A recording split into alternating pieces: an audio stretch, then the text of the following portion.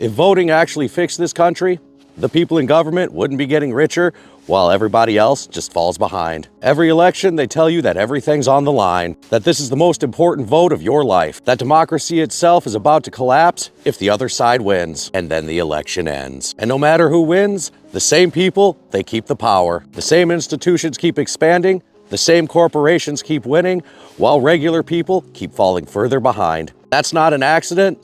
That's the system functioning exactly as designed. This isn't politics in the shallow sense of left versus right.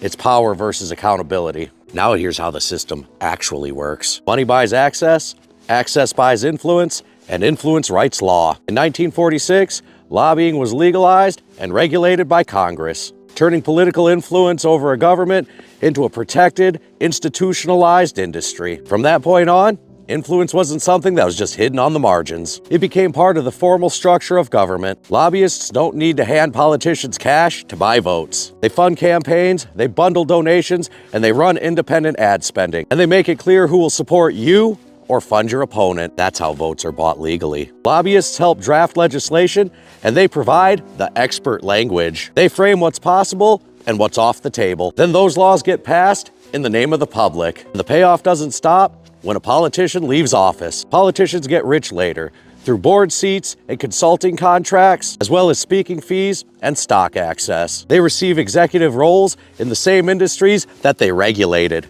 That revolving door isn't corruption on the edges. That's just how government operates. While political insiders' net worth grows, wages stagnate, prices rise, debt grows, and the American public is expected to absorb the cost. So how do you protect a system like that? Easy. You keep people divided. Race, culture, gender, party loyalty, anything that keeps citizens emotionally charged and fighting each other instead of looking up. As long as people are arguing about identity, they're not asking who wrote the bill. They're not asking who funded it. They're also not asking who profits from it. That's why trust collapses everywhere, all at once. Healthcare, education, finance, media, the government. People don't distrust the system because they're irrational. They distrust it because the system, it stopped serving them. And this is where propaganda comes in. For most of American history, there was a legal firewall that prohibited the United States government from distributing its own influence and information to the American people. Government messaging tools,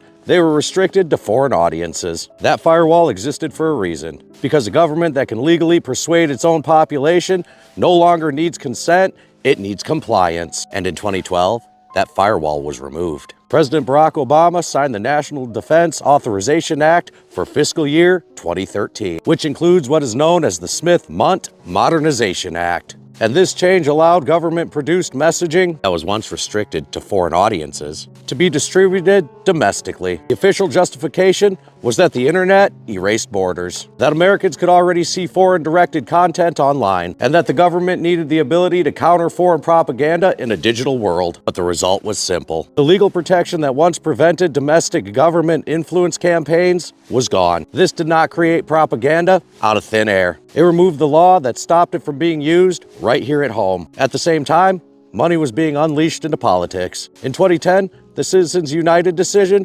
removed the limit on political spending, allowing unlimited money to flow through campaigns, media, and social influence networks. So now you have a system where lobbyists, they legally buy influence, and politicians are financially rewarded after office. And unlimited money, it floods political messaging, and the government's allowed to shape narratives domestically, all while citizens are told that the real enemy is each other. That's not conspiracy, that's structure. When systems like that become unstable, human behavior changes, and it always has. People don't become extremists, they become adaptive. They pull closer to home. Food, land, skills, community, that's not political ideology. That's survival behavior, because the system doesn't fear protest, it doesn't fear elections, and it doesn't fear outrage. It fears people realizing that the game is rigged and that they're refusing to play it against each other. The moment left and right stop blaming one another, start questioning the same institutions, the illusion breaks. That's why unity, not division, that's the most dangerous thing to power.